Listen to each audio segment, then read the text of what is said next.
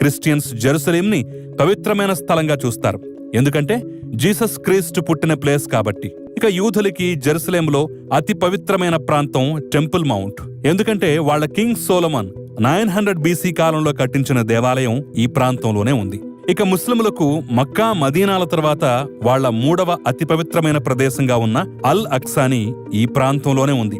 వారి చిట్ట చివరి ప్రవక్తైన మహ్మద్ ఇక్కడి నుంచే ఆకాశానికి ప్రయాణించాడని వాళ్ల నమ్మకం. కాబట్టే జెరూసలేం కోసం అటు ఇజ్రాయెల్ మరియు పాలస్తీనా అండ్ అరబ్ కంట్రీస్ కొట్టుకొని చస్తున్నాయి. మొత్తానికి మతం పేరు వేరైనా బోధించే సిద్ధాంతాలు ఒక్కటే, అన్ని గ్రంథాల సారం ఒక్కటే, అదే వనెస్ ఆఫ్ గాడ్, మెస్సయా పీస్నెస్.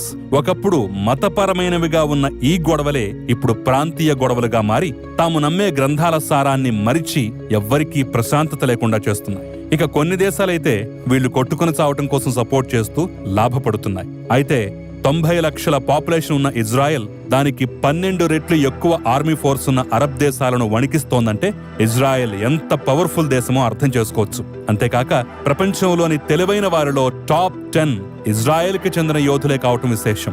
మరి ఇక్కడ శాంతియుత వాతావరణం ఎప్పుడు నెలకొంటుందో, అక్కడి ప్రజలు ఎప్పుడు హాయిగా జీవిస్తారో చూడాలి.